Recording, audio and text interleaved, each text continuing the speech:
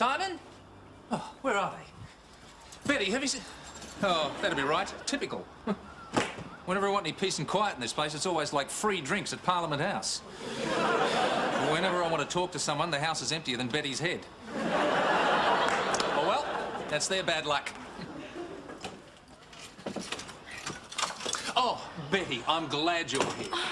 Good morning, Mr. Kelly. Honey, I'm sorry I'm late. You will never guess what's happened. Are yours? You'll never guess what's happened. But aren't I supposed to say that? What? Well, aren't I supposed to say, morning, Mr. Kelly, honey, I'm sorry I'm late, but you'll never guess what happened? Oh, I'm not worried about what happened. I want you to guess what happened.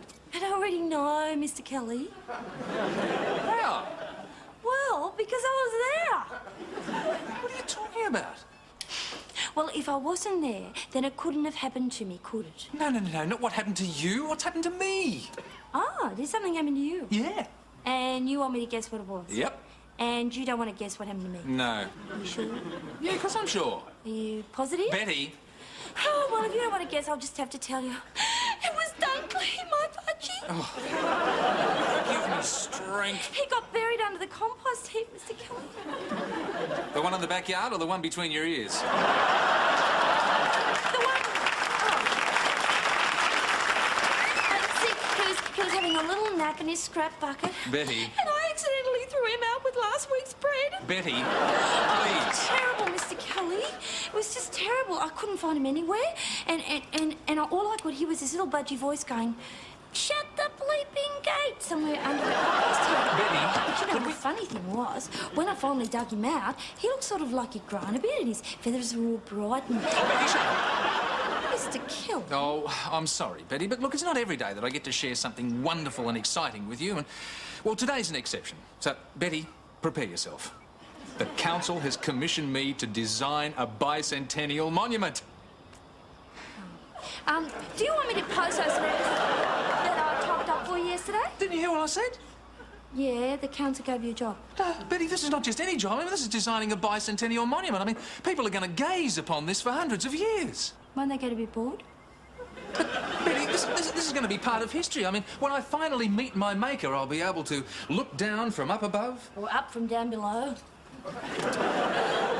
And look at the people marvelling at Martin Kelly's work. I mean, this is something that generations of Australians will be able to reflect upon. And generations of pigeons will be able to... Oh, thank you, Betty. And this monument is going to rank with the great monuments in Australia. The Harbour Bridge in Sydney, the dog on the tucker box in Gundagai. The giant kiwi fruit in Walgett. The what? It's a model of a giant kiwi fruit. It's about 10 metres tall and it's all kind of brown and furry. Yes, Betty, I know what they look like. What I want to know is, what is a big, giant kiwi fruit doing in Walgett? Oh, well, it was designed by Jum Smuth. Jum Smuth? Yeah, he was a New Zealander. He came all the way to Walgett from Bondi. He wanted to design a giant kiwi fruit to celebrate the annual sheep dagging festival. Betty, what on earth has a giant kiwi fruit got to do with Walgett? Well, it was better than his last idea. What was that? A giant sheep dag. Anyway, what's your monument going to look like, Mr. Kelly? Well, Betty, it's got to be something subtle yet expressive. You know, something intellectual yet physical. But whatever it is, it has to be in harmonious contrast with the environment in which it's placed. Oh. In other words, I'm not sure yet. Well, look, how are the people going to know that you designed it? I mean, you can't stand around all day telling them. You'll never get any work done. No, Betty. My name will be engraved on it for posterity. What, its bottom? No, on the plaque. Oh, the plaque? That's disgusting, Mr. Kelly. What do you mean? Well, imagine engraving your name on someone's teeth.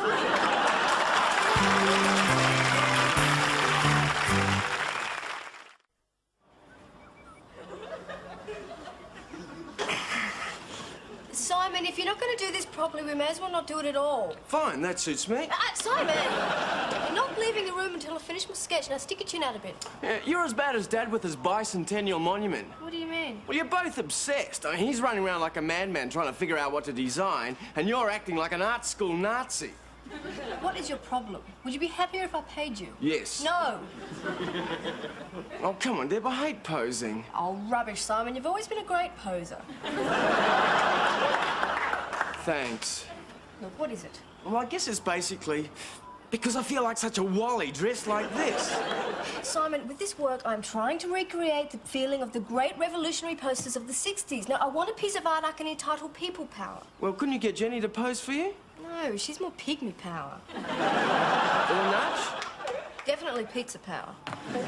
No, I'm sorry, Simon, but you're it. But this is crazy. You don't know anything about people power. The closest you've ever been to a revolution is watching the Volvo's wheels go round. Simon, don't put your tongue in drive while your brain's in neutral. Oh, come on, Deb, admit it. We live in a comfortable middle-class family. I mean, how many of the great revolutions were organised sitting around in a Mrs. Niebel kitchen? Hi, Dad. What's Simon doing? He's posing. Ah, so what else is new? Simon, back! Still. Hello, everyone. Hi, Nudge. Oh, Simon, Yeah, Nudge. you may leave the room.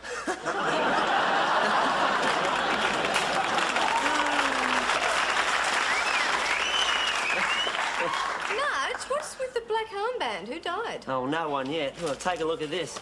Simon! Oh, what's the use? I don't believe it. You better. It's all there in black and white. Well, they can't do that. Well, they can and they will. Well, not if we can help it. Come on, Nudge, let's go and see Dad. Well, hang on, what about my poster? Oh, I'm sorry, Deb. Go find Jenny. You'll have to settle for pygmy power. Oh, that's not it. Hey, Dad, can we have a word with you? Oh, not now, Simon. Oh, but it's important, Mr. Kelly. Oh, all right. What is it? It better be good.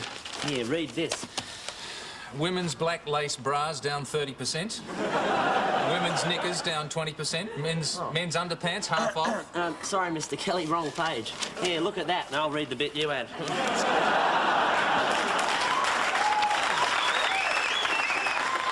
So, the council's going to chop down a tree. What's the big deal? Well, it's just not any tree, Dad. It's Mort. Mort? Yeah, the Moreton Bay fig down in Wetherall Street, where we used to play when we were kids. They can't cut it down, Dad. It's our tree. Well, hang on a minute, Simon. I mean, according to this, the tree is rotten and its roots are fouling someone's drains. I mean, it's a perfectly good reason to chop it down. Yeah, but that's what it says there. See, I thought there was more to this than meets the eye, so I decided to put the old nudge nose to work and have uncovered some dirt. Huh.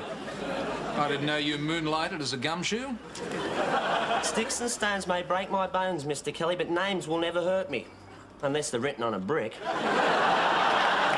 Carry on, Sherlock. It seems the person who's been complaining to the council is none other than Mrs. Cranny. Yeah, crack-quop Cranny, the witch of Wetherall Street. Oh, now, Simon. Oh, but it's true, Dad. She complains about everything. We went to a party a couple of houses away from her place. She complained about us to the police. Yeah, because you were making too much noise. Because we weren't making enough. Eh? Well, yeah, she figured if she couldn't hear anything, there must have been something really disgusting going on. And was there? Oh, only if you're one of the lucky ones. Yeah, it's the only party I've ever been to where the police said turn it up and really meant turn it up. Yes, well, I will admit, Simon, she is a bit nosy sometimes. A bit nosy. Every time she turns her head, there's a partial eclipse of the sun. Look, Simon, the tree is rotten and the roots are causing damage. She has a perfectly legitimate cause for complaint. Yeah, but that's just it. You see, I got old Ben Smythe, the head greenkeeper at the golf course, to take a look at Mort, and he reckons there's nothing wrong with it. And they're planning to cut it down the day after tomorrow. Well, there doesn't seem to be anything you can do about it then. That's where you're wrong, Dad. We're going to do everything we can to stop the council cutting that tree down. Oh, no, just a minute, Simon. Look, I'm in the middle of some very important work for the council, and I don't want you doing anything that I'm going to regret. What do you mean? Well, you don't seem to understand. I mean, this involves people, other people besides yourself. Oh, I get it. You don't want me to kick up a fuss because it might jeopardise your precious monument. Simon. And it wouldn't look too good, would it, if Martin Kelly's son was seen to be fighting with the council? Not while Martin's doing everything he can to stay in their good books. Look, Simon, this job is very important to me. And this tree isn't important to me? I didn't say that. No, he didn't, Simon. Look, you keep out of this, Nudge. Yeah, keep out of it, Nudge. Yeah, keep out of it, Nudge. Oh. Yes, look, you're just going to have to compromise, that's all. Compromise? Yes, I am not prepared to lose the opportunity of this job because you're running around like a hothead stirring up trouble. Well, that's just too bad because this happens to be something I really believe in. Simon. And our minds are made up, right, Nudge? Right, they're touching that tree over my dead body. Exactly, over Nudge's dead body. Come on. Yeah, that's good, Nudge. Right, so, does everybody know what they're doing? Deb?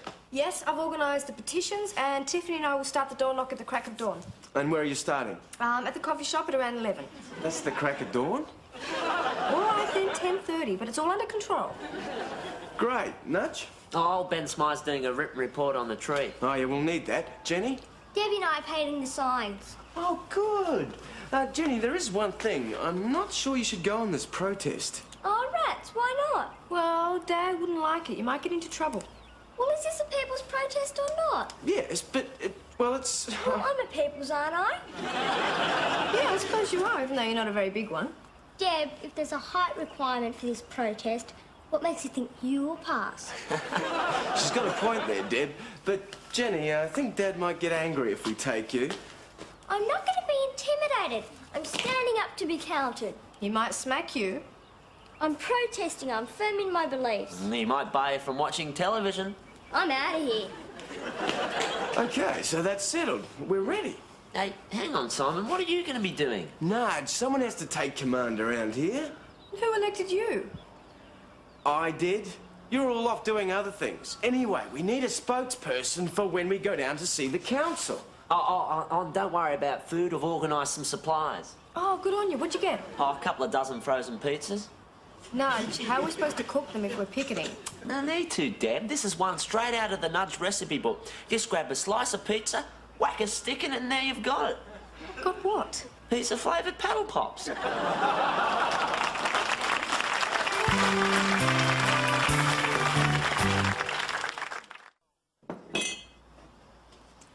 Here's your tea, Mr. Kelly. Oh, thanks, Betty. I really need that. Oh, are you still having trouble with your design? Oh, yes, Betty. I just don't seem to be able to get it right. I mean, I've got a whole pad full of sketches here, and none of them seem to be saying what I want them to say. Oh, what do you want them to say? Something they're not saying at the moment. I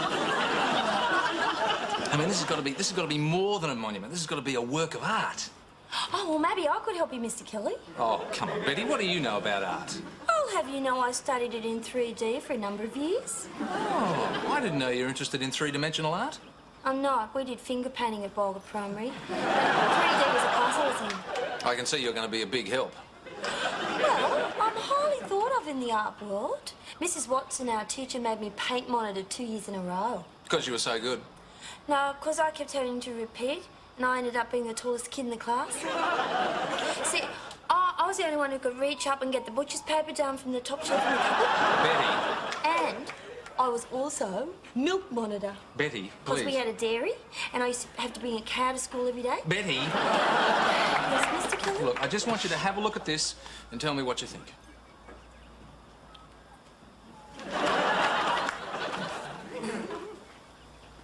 Oh, thanks very much, Betty. That was my favourite one. I was going to call this Australia Steps into the Future. It looks more like Australia steps on the Bindi Eye. All right, well, you tell me what I should design then. How about our bicentennial water tower? I should have kept my mouth shut. We've got one in Walgett. They're very popular. We have our annual school swimming carnival in them every year. Really? Yeah.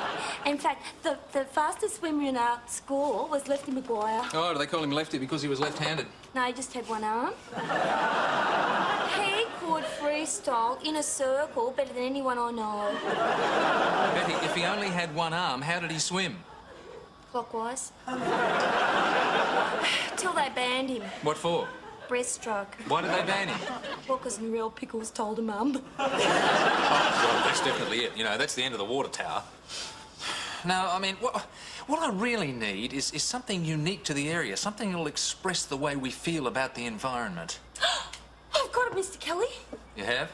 I can get you the plans for the giant sheepdag. They're going cheap. Okay, all set, Debbie? Yep. Nudge? Yeah, but I still don't like it. Why not? Well, throwing ourselves in front of bulldozers may not be completely safe. Look, for the last time, we're not going to throw ourselves in front of the bulldozers. Oh, good. We're going to throw you in front of them. Nudge, it's only as a last resort. And anyway, they'll probably stop before they get to you. And what if they don't? Look, the council could never survive that sort of publicity. Oh, I could never survive that sort of injury. But think of the headlines. Man dies to save tree. Oh, I'd rather it was man lives to save tree. Don't worry, we won't do it unless it's absolutely necessary. Now, are the signs ready? Yep, just waiting for them to dry. Great. Oh, hello. What's going on here? Oh, hi, Dad. How was it at the council? Oh, quite good, actually. I finally come up with a design that the town clerk likes. Oh, good. Also, here you were down there, Simon. Just dropping off our petition. Yes, along with a certain head-banded bandit who was threatening to ring bark the mayor if anyone touched the fig tree. I don't believe in beating around around the bush. Yes, well, I don't believe in beating around the head, but for you, I'll make an exception. Oh, come on, Dad. Simon, listen. The proper way to let the council know how you feel is through the ballot box at the next election, not by behaving like a pair of ratbags. Dad, I'm not a ratbag because I disagree with you. And anyway, it'll be too late by then. Yeah, that's why we had to organise a protest for tomorrow. What protest? We're not letting them touch that tree. You're all mad. Isn't there anyone sane in this house? Hello, Mr. Kelly. Let me rephrase that. Why isn't there anyone sane in this house? Anyway, what are you doing hanging around with these green fiends, Betty? I'm going on protest too. But you're supposed to be on my side. I pay you. You know, I'm a double agent. Oh, great. A mop-headed Matahari. Dad, you always told us to stand up for what we believe in. Yes, well, I never told you to stand up in front of a bulldozer. But we've already painted our placards. What placards? These ones. Whales need trees too.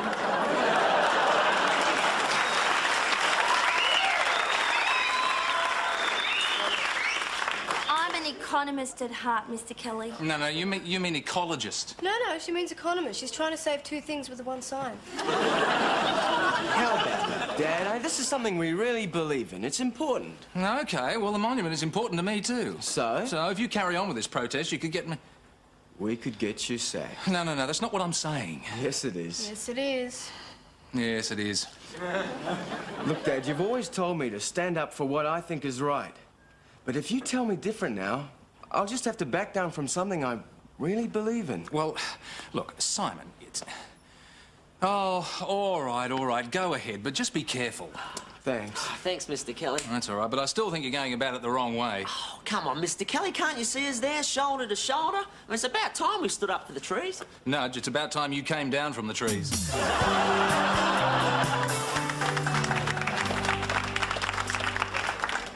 Oh, hello. It's the return of Kelly's Greenies. Oh, what a morning. Well, how'd it go? Well, there's a good chance we might have saved the tree, Dad. Oh, good, I'm pleased. We're not sure yet, Mr. Kelly. The council's got to review its decision. Well, Simon, whatever happens, at least you did what you felt you had to do. Dad, I thought you didn't agree. Well, I don't. I still don't. But at least you were prepared to stand up for your rights through peaceful, non-violent protest. You think we should tell him now, Simon? Later would be good. Tell me what? It was a peaceful, non-violent protest, wasn't it? Well, most of it. Most of it? Everything was going along fine until she arrived. She? Who's she? Crackpot Cranny, the witch of Weatherall Street. Oh, it was ugly, Dad. Pink fluffy bunny slippers and a blue quilted brunch coat. So, what happened? Well, I mean, she started abusing us, and when we didn't take any notice of her, she attacked Betty. What? Were you all right? She was trying to strangle me with the cord from her dressing gown when the police arrested her. What, for assault? Indecent exposure. She had nothing on under a dressing gown. Oh, it was enough to turn a man celibate. But you are celibate, Nudge. Yeah, but from now on, I'm not going to complain about it. Well, sounds like things got out of hand. Well, a little, but the police came in and tried to get everyone to move along. Yeah, we're lucky they didn't charge us with resisting arrest. Oh, Simon, I knew you'd take things too far. That wasn't me, Dad. It was Deb. Deborah? Well, this policeman came up behind me and said, little girls like you should be in school. So I did what any lady would do. What? Kicked him in the shin. Oh. But he said he wouldn't charge me. What, if you moved along? No, if I went out with him on Saturday night. Actually, he was quite cute. Yeah.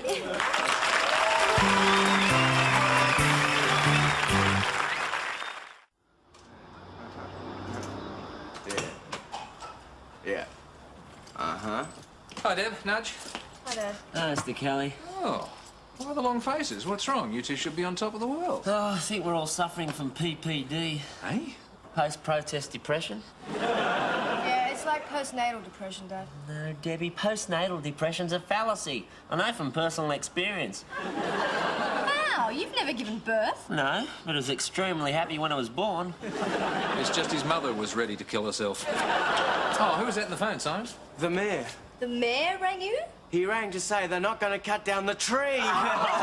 Congratulations. What's the story? It means we've won. The protest worked. Oh, that's great. Yeah, apparently someone's been looking into the history of our Moreton Bay fig. Well, who? Well, he wouldn't say, but it's the last survivor of a group planted in 1888 by the mayor's great-great-grandfather. Which means? Which means they're going to leave it there as a living bicentennial monument. So no one can ever touch the tree. Yeah, we won! We won! It also means they don't need Dad's design. Oh, well. I'm sorry, Dad. I know how much it meant to you. Oh, we never meant to hurt you, Mr. Kelly. Well, I still don't understand where they got the information about Mort. From the State Library.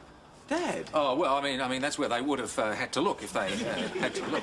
Dad, you mean you did this for us? Well, Dad, it was your monument. well... Well, you were going to be famous. Yeah, well, I simply suggested that, you know, a living, growing monument would be much better than anything we could build out of brass or marble. Anyway, I didn't like any of the designs I'd come up with. Well, Dad, I think you're terrific. Yeah, Dad, you're the best. Well...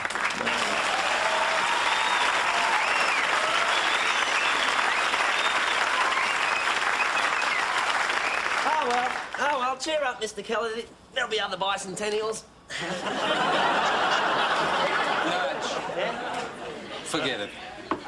Hang on, what about Crackpot Cranny? Didn't she say Mort's roots were damaging her pipes? What pipes? Pardon? Well, I also paid a visit to the water board, and none of her pipes are marked on their maps. What does that mean? Only that all her plumbing is illegal, and she's going to have to pay to have it all redone.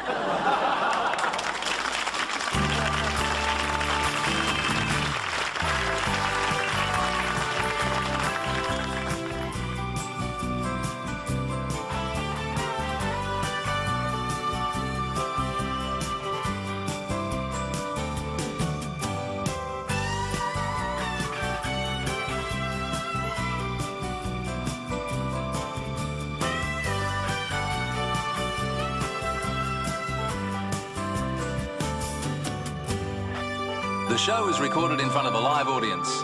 Hey Dad is a Gary Riley production for the Australian Television Network.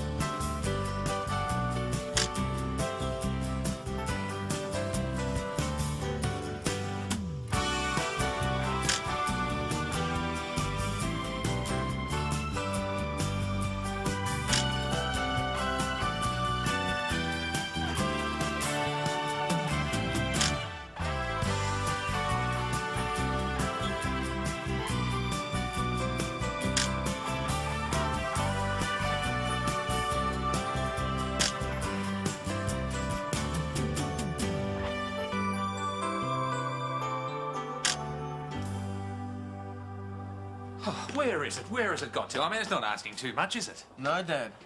What's he on about? I don't know, but it's safer to just agree with him. It keeps him happy. No, it's not out there. I knew it wouldn't be. Where the hell is it? Don't know, Dad. I mean, you wouldn't think it'd be this hard, would you? Oh, you certainly wouldn't. I know. He's thrown it on the roof. Yeah, that'd be it. Has anyone seen the ladder? Yeah, Mr. Kelly. Well? Oh, well, it's these two long poles joined together with his sticks running across. Nudge, how would you like your nostrils moved further apart? I don't know, how far? How about one in New South Wales and one in Queensland?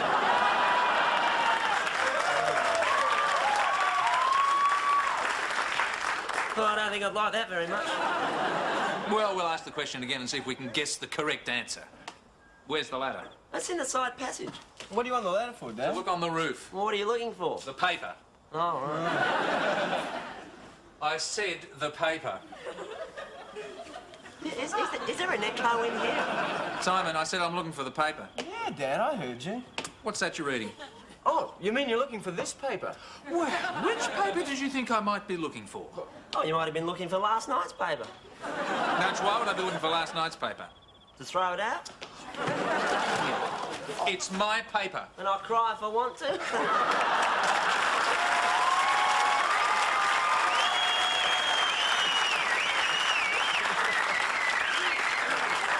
Shut up. I really hate it when people take the paper and read it before I do. Why? Because the news goes stale. Come on, Dad, can we have a bit? No, go away. Oh, we just want to do the crossword. No way, I'm doing the crossword. Well, it's not fair. We had it first. Well, you can have the weather report if you want. Why would we want that? I don't know. Maybe you like reading fiction.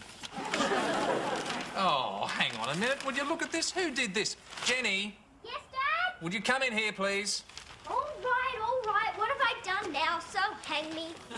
Jenny, why did you draw glasses and moustaches on everybody in the newspaper? I didn't. You call that a reason? Oh, you didn't? No. Oh, well, who would do a stupid and childish thing like this to the newspaper? Nudge did it. Simon. Oh, this is such a childish thing to do. Why did you do it? But that doesn't affect the news. You can still read the paper. Simon, I cannot read about Bob Hawke's latest confrontation with the left while he's staring at me with horns sticking out of his head and 3 teeth clapped out. Dad? Oh, and look, you've gone and drawn a moustache on Margaret Thatcher. Oh, no, you haven't. Quick, Dad, it's an emergency. What? Why? What's the matter? What's happening? I'm in a terrible rush. Well, why am I jumping up and down? Because I'm late and I need to borrow your car. Well, no, hang on. How long do you want it for? Oh, I need an hour. Can I have your keys? Well, hang on. No, don't take all of them. Just take the ignition key. Dad, I'm running late. Look, Deborah, it will only take a minute to take the key off the ring. Dad, I don't have time for this. Well, look, don't take all my keys. I hate it when somebody takes all only my an keys. hour. No. I'll bring them straight back. But you don't need them all. Dad, you're wasting time and I'm running late. Oh, all right. Take them, but just be careful. Okay, well, thanks, Dad. Bye. Yeah, bye.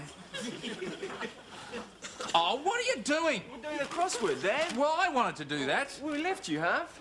Yeah, but the half you've done is probably going to be the best half. Oh, hang on. None of these words match the clues. Well, of course not, Mr. Kelly. It's too hard that way.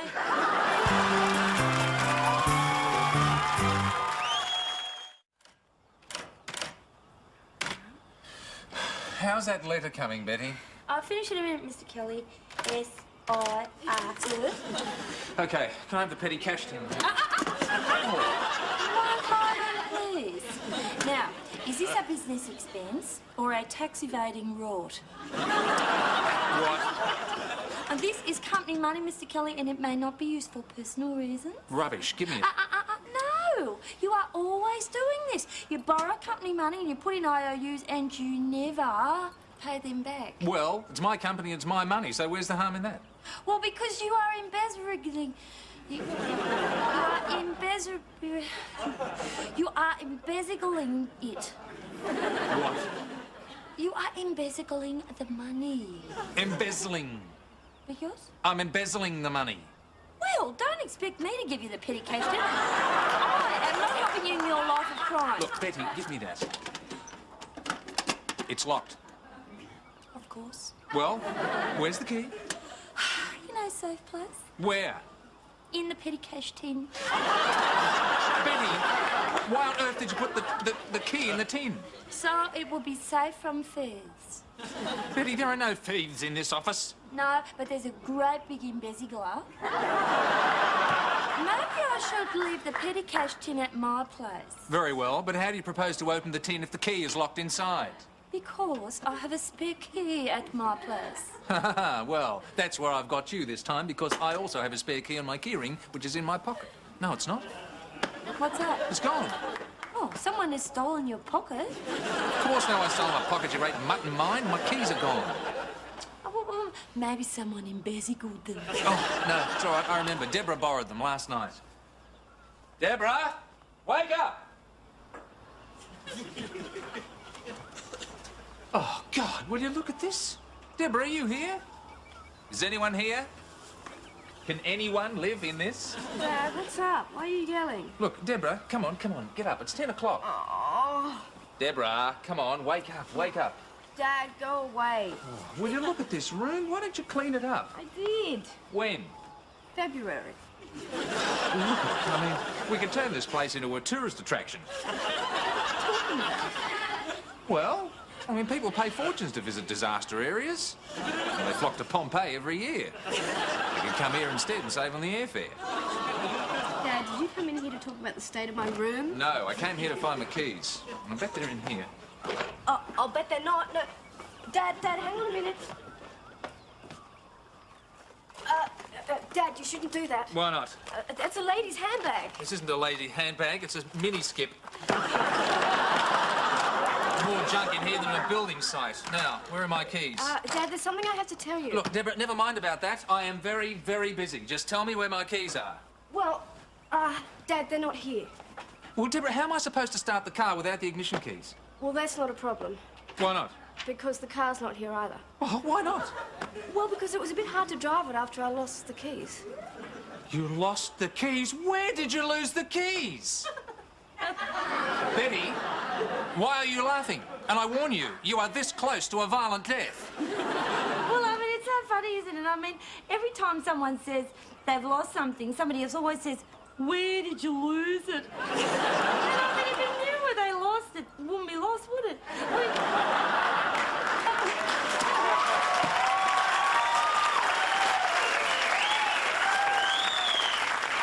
it's just so silly, I've got to laugh. Betty, how would you like to be spread on the front lawn? Now, Deborah, why didn't you tell me this last night? Well, I mean, you were asleep. Well, why didn't you tell me this morning? Because I was asleep. Dad, I meant to tell you first thing. Well, why didn't you? Well, because for me, this is first thing. Dad, don't worry, they'll show up. Deborah, just let me get this straight. You have no idea where the keys are. Well, not quite. I actually do know where they are. Oh, well, that's a relief. Where are they? They're in my purse. Oh, well then, where's your purse? Well, that's the problem. That's the bit I don't know. Deborah, I could cheerfully strangle you for Dad, this. don't worry about it. I mean, they'll turn up. Oh, how? How do you expect that to happen? Well, I mean, I've got my name and address in my purse, so whoever finds it. Deborah, you've got the keys to this house in your purse, which has your name and address in it? Yes, but I didn't mean to. So that means that whoever finds it can just stroll in here any time they like. Yes. Whoa, that settles it. Settles what? From now on, the petty cash tin is definitely staying at my place. 1, 2, 3. Hi, Dad, I'm home. 1, 2, 3. No, there's just one of me, Dad. Oh, sorry, Jen, I was just concentrating. How was your day? Okay, Dad. What are you doing? Oh, just collating this report.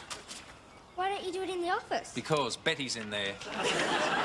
So? So, she always wants to help. And every time I go 1, 2, 3, she comes along and goes 4, 5, 6. Oh, see, even when she's not here, she mucks things up. Yeah. See you later, Dad. I'm going to Katrina's. Whoa, just a minute, Jenny. There's something you haven't done. Dad, I get into enough trouble around here for things I have done. Jenny, Don't you start inventing crimes on me. Jenny, go and get out of your school uniform before you go out to play. Uh-huh. Oh, just a minute, Jenny. Just a minute. What's this? It's a note. Oh, well, why is it stuck to your back? Well, because the teacher put it there so I wouldn't forget to give it to you. Oh, Jenny, don't you feel a bit ashamed that you're the only one who's so absent-minded the teacher had to do this? No. Why not? Well, because she did it to everyone. Oh, parent-teacher night, Monday night. Yeah, I can make that. What time shall we go? About 7? Yeah, okay, Dad. Hey, Dad. Yeah.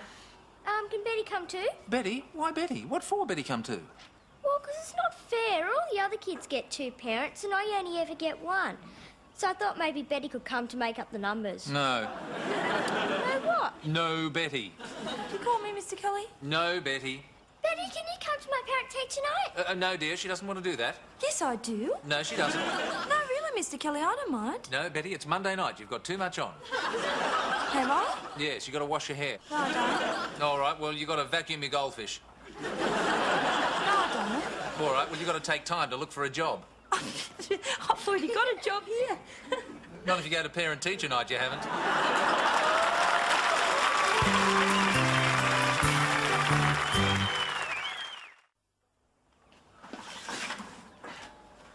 Well, there must be something we can use. Oh, how about one of these? Yeah, why not? That might work.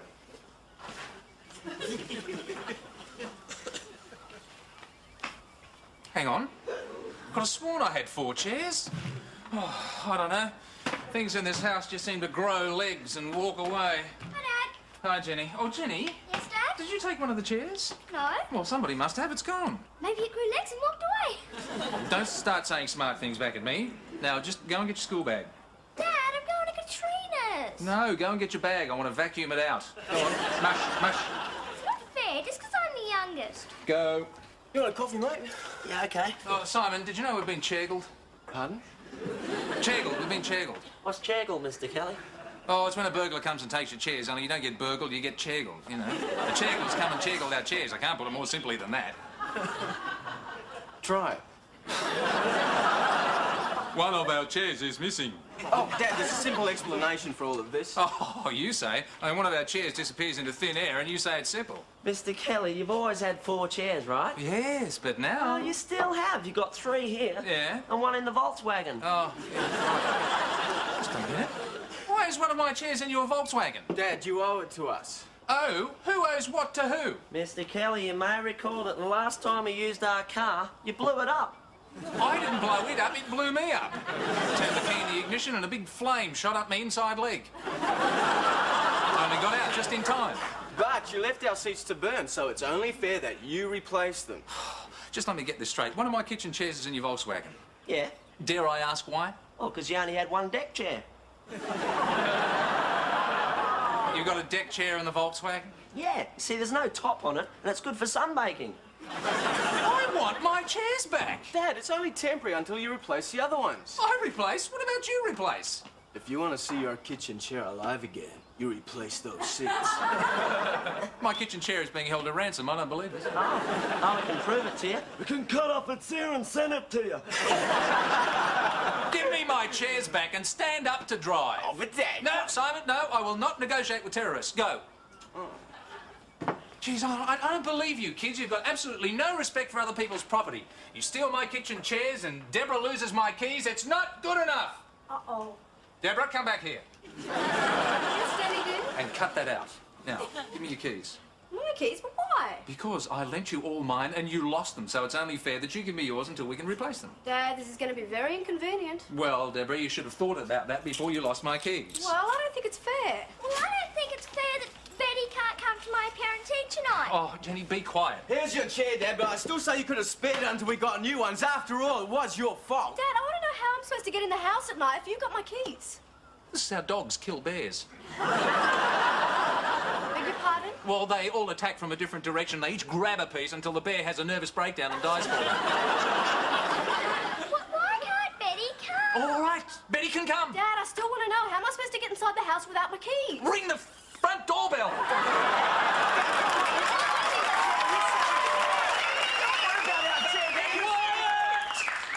Right, now listen, I'm going to close my eyes for 3 seconds, and when I open them, you'll all be gone.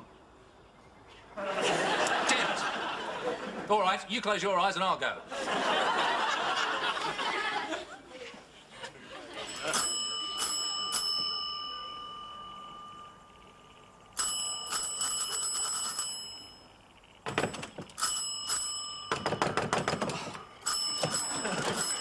Deborah, it's 2 a.m. Sorry, Dad, but someone took my keys. Where's the justice? I mean, why is it whenever you try and teach a teenager a lesson, it always backfires on you? Don't blame me, Dad. I told you this was going to be inconvenient.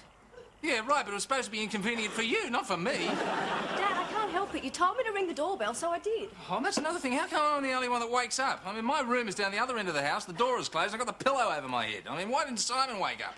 Don't ask me, ask Simon. Good idea, I will. Simon!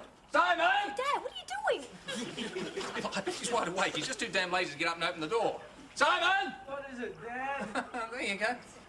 Simon, are you awake? No, Dad, I'm fast asleep. Well, if you're fast asleep, how come you're answering me? I'm talking in my sleep. Yeah, well, try walking in your sleep and get out here now. All right, all right. Dad, if you go mad, you'll wake the entire house. No, just Simon. Oh, what is it? Wee Willie Winky here says if he can't sleep enough... All I want to know is why didn't you get up when the doorbell rang?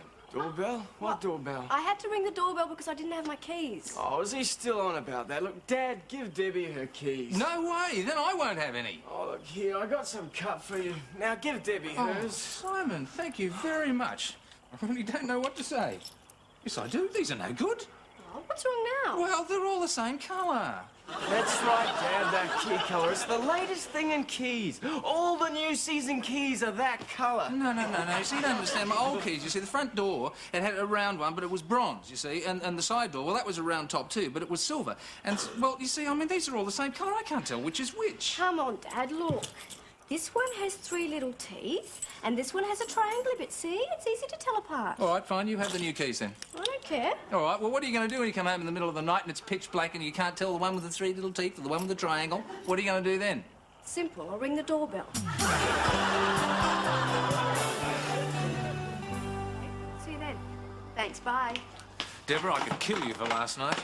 Dad, don't worry about it. It'll be over soon. Oh, we'll be over soon. Oh, I'm getting the keys back. Oh, how? They're going to be travelling to you on the astral plane. No, Dad. The guy who found them just rang me. What? Yeah, he's offered to meet me tonight to give them back. You didn't fall for that. Fall for what? Well, that's the oldest con in the book. He agrees to meet you somewhere to hand over the keys, and while you're out, he burgles your house. Simon, good thinking. Well, he obviously thinks Debbie lives alone. Yeah. Yes, well, won't he get a surprise when he turns up here and I'm waiting for him? Oh, no, I'm not. Why not? Oh, I've got to go to Jenny's parent-teacher night. Oh, we'll be here. I'll get Nudge over. Maybe we should call the police. Oh, well, look, we can't actually prove that he's going to do it. But, Simon, if he does turn up, don't take any chances. Call the police and let them handle it. And I'll get home as early as I can. Yeah, sure, Dad.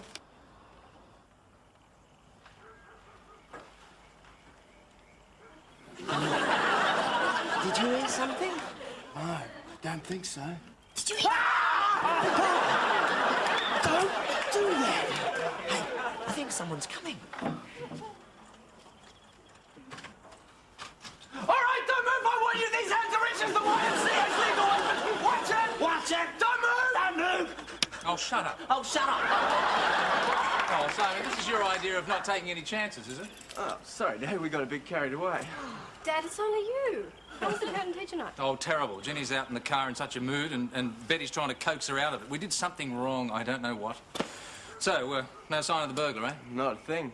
Well, I could kill for a cup of coffee. Will you put that back in Simon's room?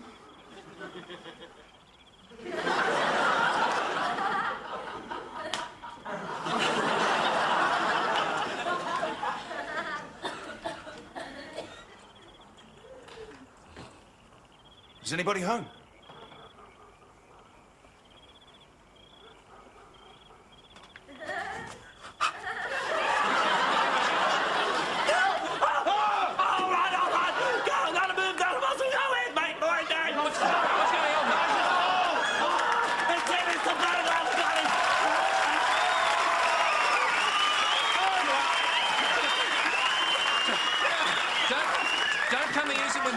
What are you doing here? I just came to return this. You were supposed to meet me at the GPO. I know, but you didn't show up. Oh. So I came here. Look, I'm sorry, I'm going to have to call the police to handle this. What's your name? Jerry Temple. All right. Call me father.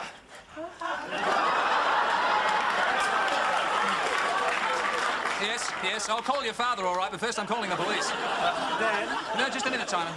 he's a priest. What? Call me Father Jerry Temple. What? That's disgraceful. What is? Burgling people's houses and you, a priest. Deborah, shut up.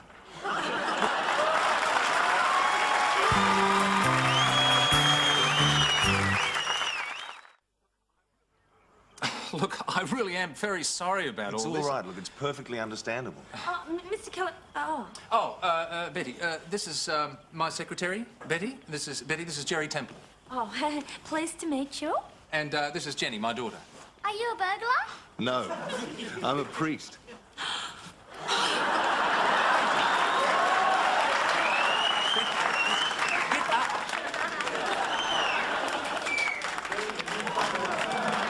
Now, miss, what made you so upset?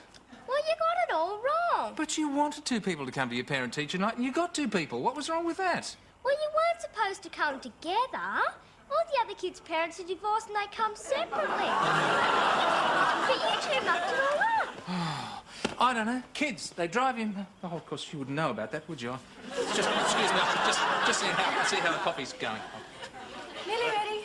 Hey, Dad, isn't he a spunk? Who? Jerry. Deborah, put your glasses back on. He's a priest. Oh, Dad, don't be so stuffy. That doesn't preclude romance. It doesn't. No, remember the Thornbirds? So, tell me, Father. Please, call me Jerry. Oh, Jerry. Okay, then, have you read the Thornbirds? Yes, as a matter of fact, I have. Oh, you have? Did you like it? Load of rubbish.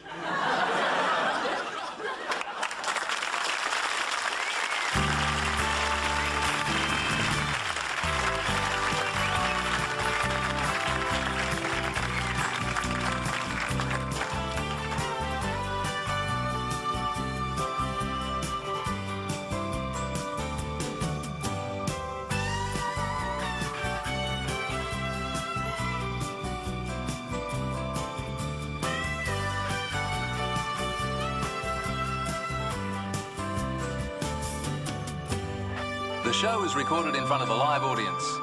Hey Dad is a Gary Riley production for the Australian Television Network.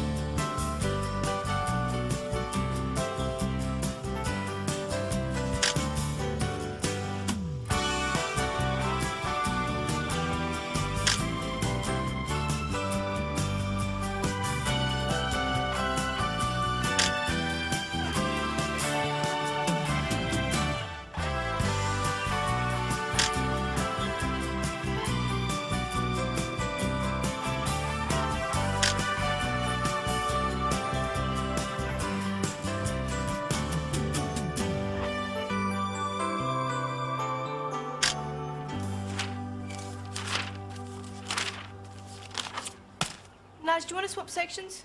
No thanks, Dad. Why not? Because yours is full of ads. Oh, look, that's disgusting. What's disgusting? This ad, it shouldn't be allowed. What shouldn't be allowed? The way this woman's dressed, I mean, she's hardly got anything on. Where? There's a lot. I thought you didn't want to read this section. We don't. I don't mind looking at pictures, but... Isn't that appalling?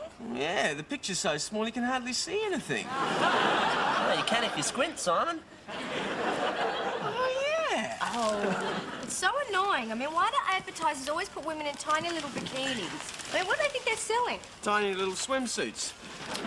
It's an ad for Speedos. Well, I still say it's sexist. Well, what do you expect them to do? Show a beach full of empty swimsuits?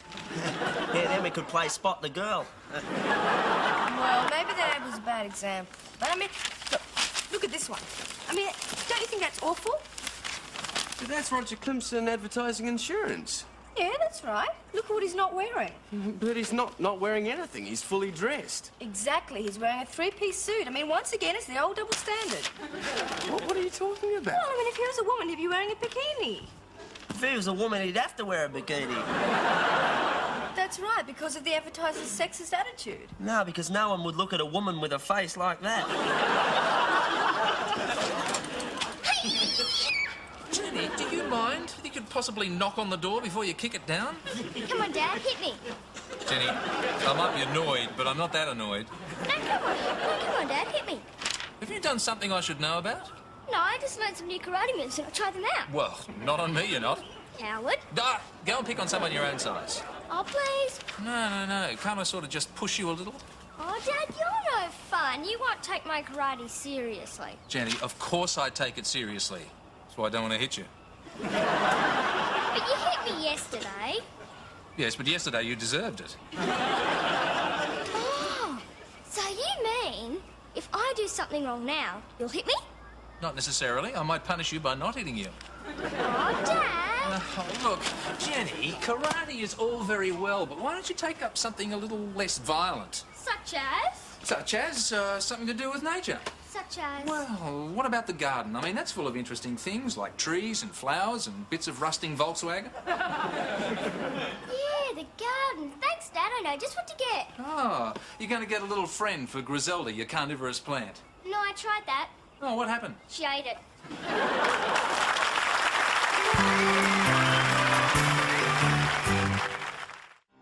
Oh, hurry up, Nudge. The movie's starting. Coming, I'm just getting myself a snack.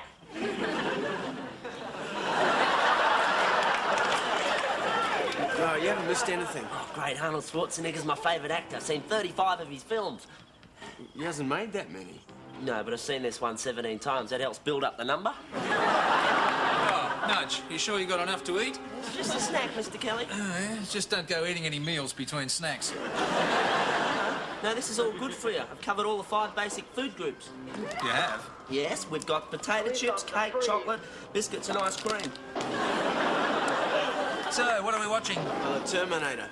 It's about these 2 guys who come back from the future and fight in the present. And one of them turns out to be a robot. Oh, Simon, you've ruined it for me now. But you've seen it 17 times. Yeah, but I've never watched the ending. Nudge, how can you see a film 17 times and never watch the ending? Well, if I saw the ending, it'd spoil it for the next time. Wow, look at Arnold go. Oh, geez, when he terminates someone, they stay terminated. Nudge, you are not going to tell us what happens next again, are you? I haven't watched this part of the film before. Oh, well, thank God for that. Now we can watch the end of it in peace. Hey, everyone, guess what? Guess what? Shh, we're watching The Terminator. What's the Terminator? It's a film starring Arnold Schwarzenegger. Who's he? Only the world's greatest actor. Oh, he's certainly got a very expressive chest. He's got more dimples than the entire Young Talent team put together. Oh, come on, guys. You'll never guess what happened. You're right, we'll never guess. Come on, just a little guess. I guess I'll never see the end of this film. No, that's not right. No, I've got a part in a commercial. Debbie, that's fantastic. How did that happen? Well, I was down at the shopping centre and this guy came up to me and said, would you like to be in a commercial? He said they needed a last-minute replacement and I looked perfect for the part. Oh, yeah? Dog food commercial, isn't it?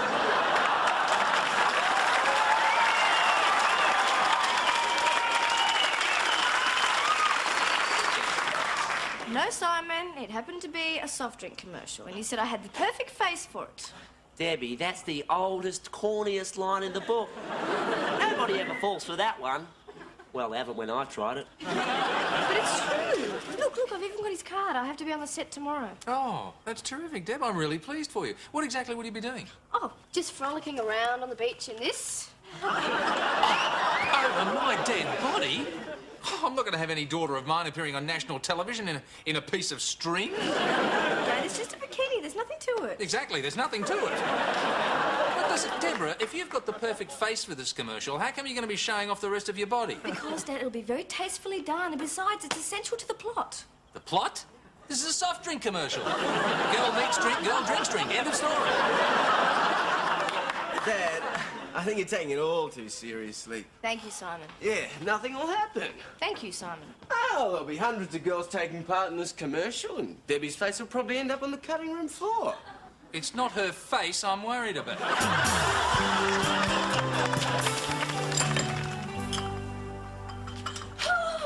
Oh, Deb, congratulations on your commercial. Oh, thanks, Betty. Oh, I love commercials. They're my favourite shows on TV. I thought your favourite show was Beyond 2000. Oh, it is, but that's because it's got the best ads in it. In fact, the whole show's like one sort of big ad, really, isn't it? Oh, well, that explains it. Yeah, well, my favourite commercials of all are the Toyota ads. I've taped the whole set. You've taped them? Yeah, I watch them over and over. I especially love the one with John Laws in. You know, the one where he's driving around the country and he's going, I love a sunburned country, a land of sweeping plains, of rugged mountain ranges, of droughts and floods. You know it. Oh, he's such a great poet, isn't he? Betty, wasn't that Dorothy McKellar? No, I'm sure it was John Laws. You seem driving. Oh, Debbie, you are so lucky being in a commercial. Oh, well, Betty, I guess I was just in the right place at the right time. I want to be in a commercial too. I'd especially love to be in a Toyota ad. I've been practicing my leap and everything. Beg your pardon? Well, you know, it goes like this. But I can never seem to stay up there. Betty, I'm sure the people in the commercial had special training for that. Oh, would you like special training? After all, I am an experienced actress, and I could show you a few good tips. Well, Betty, I'm really sorry, but I don't have any time. I've got to be on the set in half an hour. Oh, look, it'll only take a jiffy. See, look, a professional actress always prepares for her role by doing warm-up exercises. Now, in your case, seeing you're doing a soft drink commercial, then you'd be concentrating on that. So you do this thing. Betty, are you sure that's right? Oh, yeah. See, it strengthens the neck and the larynx and the tongue and the facial muscles, and it helps keep the flies away. Go on, try it. There you go. Yeah.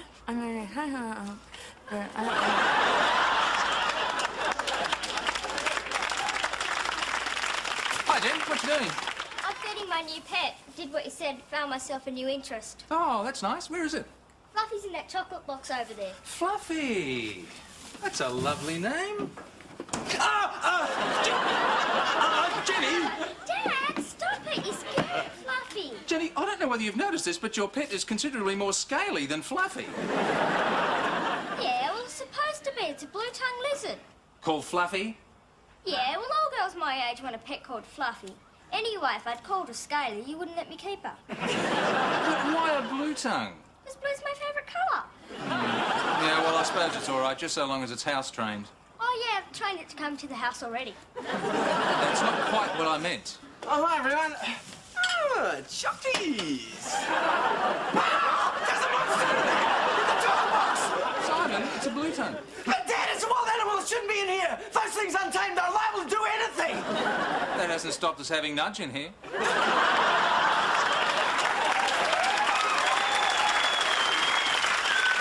it's a lizard. It's Fluffy. It's ugly. It's my pet. What do you mean? It's my pet.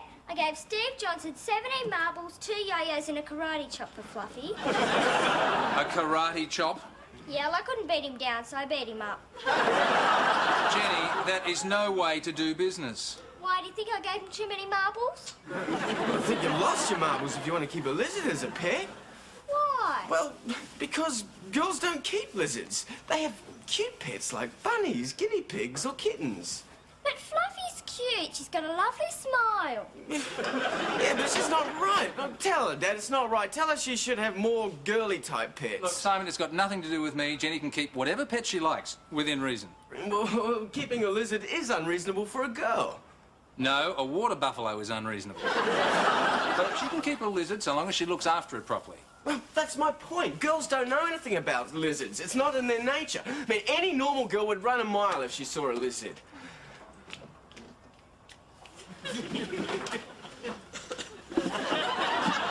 Debbie, didn't you notice?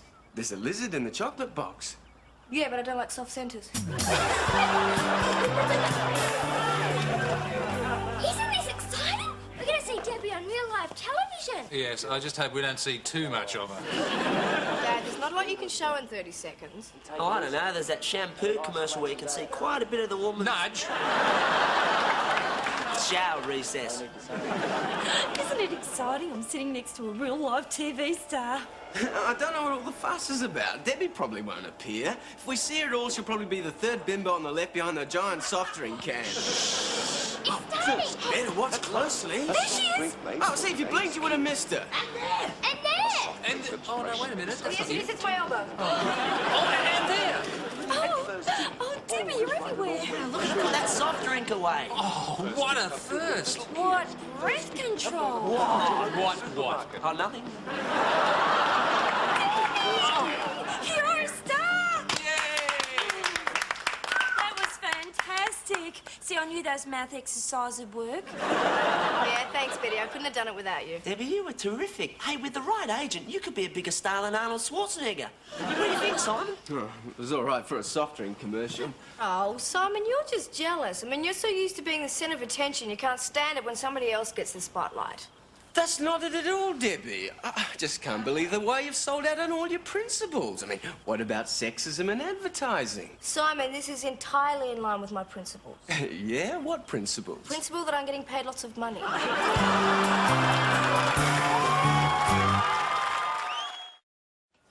Debbie! Chicky baby, you look fabulous this morning. Hey. Do I? Hey, trust me, you look terrific. Oh, what a fantastic performance you gave last night. Not as good as the performance you're giving now. Hey, my card. Nudging's the name, management's the game. That's not what it says here. It says ABC roof repairs. You don't, we don't. Oh, sorry, the other side. Nudge Inul, Manganute Tigum. Al wrote it in a hurry. Hey, Dad, let's say we do breakfast sometime and discuss you signing up with me, eh? Nudge, if this is an example of your handwriting, I don't think you should sign anything. Oh, and on the off chance, I've had this contract prepared. Oh, Nudge, I'd like to think about this, please. Don't feel under any pressure, Deb. Take your time. I mean, no hurry. You know, probably have a cup of tea and a piece of toast after this. Nudge, I was thinking more like a couple of days. Couple of days, Deb. You gotta strike while the iron's hot. You gotta make hay while the sun shines. Yeah, eat me out of house and home behind my back. Promise to go. What are you dressed up as, Nudge? You're looking as flash as a rat with a gold tooth. Hey, thanks, Pops. my business manager. Well, basically, what I'm offering Deb is that if she signs up with me, I'll make sure this soft drink commercial isn't a one-off. I'll get her so much work, she'll make Carly Minogue look like Sally Morgenstein. Who is Sally Morgenstein? My point exactly. Deb,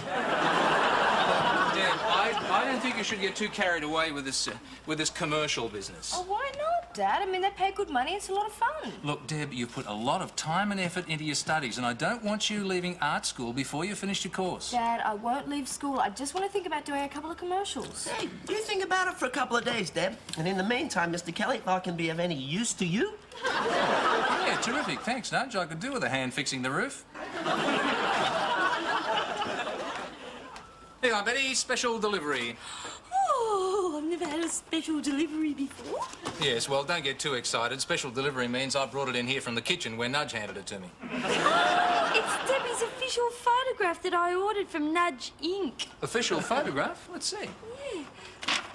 This isn't a photograph. This is a blown-up photocopy of an old school picture. Oh, I bet it was done on my photocopier. Oh, that must be why it was so cheap. He only charged me $10.95. $10.95? You could have gotten the original from Debbie for free.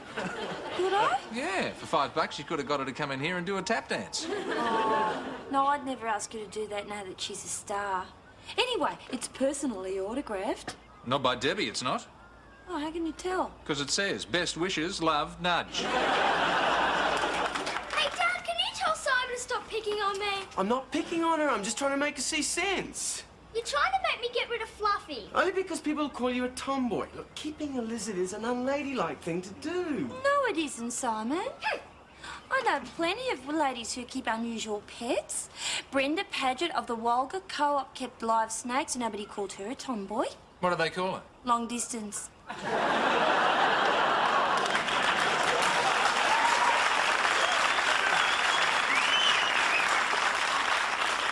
That's my point. Yeah, and I myself am very partial toward pets.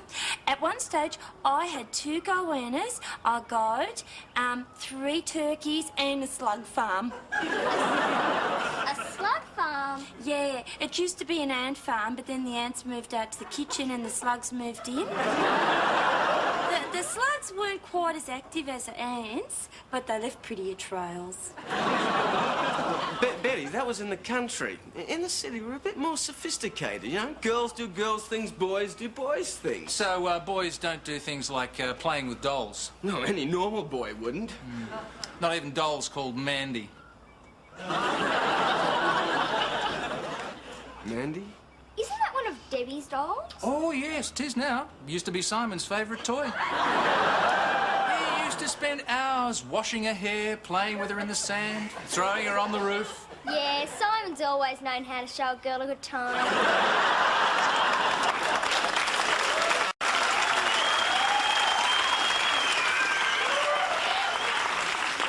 Dad, I was too young to realise that boys don't play with dolls. Simon, you were 12. Yeah, who knows? By the time I turn 12, I might want to play with them too.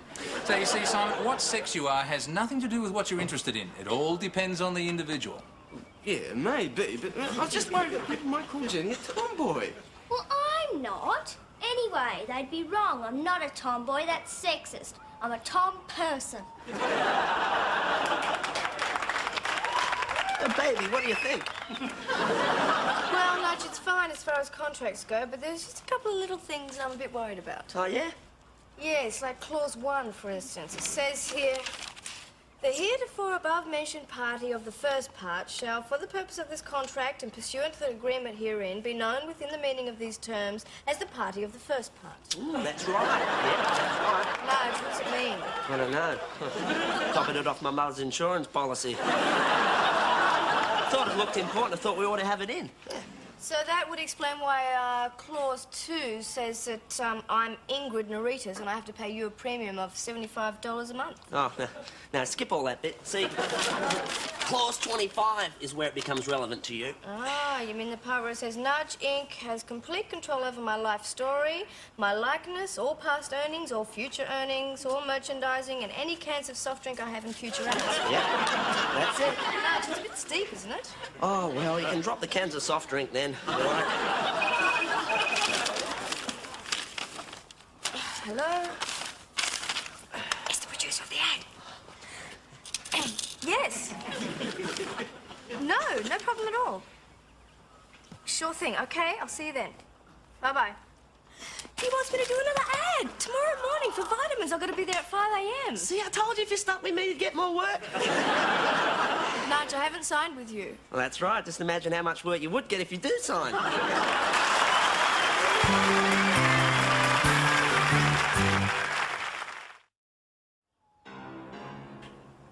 Oh, hurry up, Dad. The film's starting. Coming. Just getting us something to eat. Dad, we can't eat that in front of the television. Why not? It's perfectly healthy food. But there's no plastic bags to crinkle up and make a noise. And if you chuck that food at the screen, it'd go right through the set. Don't you know anything about watching videos, Dad? Look, I don't care. You two are just going to sit here and be quiet, and we are going to watch The Terminator all the way through to the very end. Oh, everyone, I'm hungry. Well, maybe tomorrow night. Oh, I'm sorry. I didn't mean to interrupt Arnold again. Listen, what are you doing home so early? We weren't expecting you till much later tonight. They give you an early mark, did they? Or... No. Well, they give you time off for good behaviour? Got the sack. The sack? Yeah, I kept falling asleep on the set. For some strange reason, they didn't think it suited a vitamin commercial. Oh, Deb, why did you keep falling asleep? Well, it's the 5 a.m. start. I mean, my body's not used to those kind of hours. I think I'll stick to art school. Oh, but don't forget, Dad, models make big money. Yeah, models may make money, Nudge, but artists have something that money can't buy. You mean a sense of integrity? No, I mean a decent night's sleep and a sense of restfulness. Well, look at it this way, Deb. At least you got paid good money for your first commercial. Oh, I'm sorry, Nudge. I seem to be pulling the rug from underneath your personal management empire. Oh, well, that's all right, Deb. I mean, a good manager's always prepared, and I've already signed up my next big star. You have? Oh, yes, this one's a biggie. I predict big things for this star. Ooh, TV series, feature films, mini-series, pet food commercials. You're kidding. No. Once I've moulded him and trained him, he could be a huge success. Of course, I'm going to have to change his name for professional reasons, but once I've done that, he could be the next Crocodile Dundee. Nudge, who on earth are you talking about? My newest star. Blue Tongue McBride.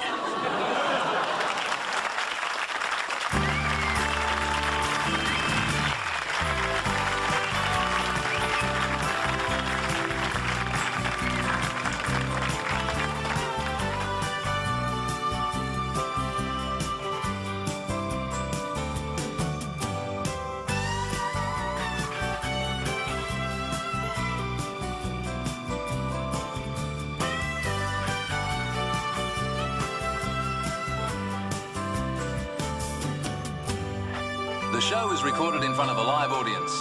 Hey Dad is a Gary Riley production for the Australian Television Network.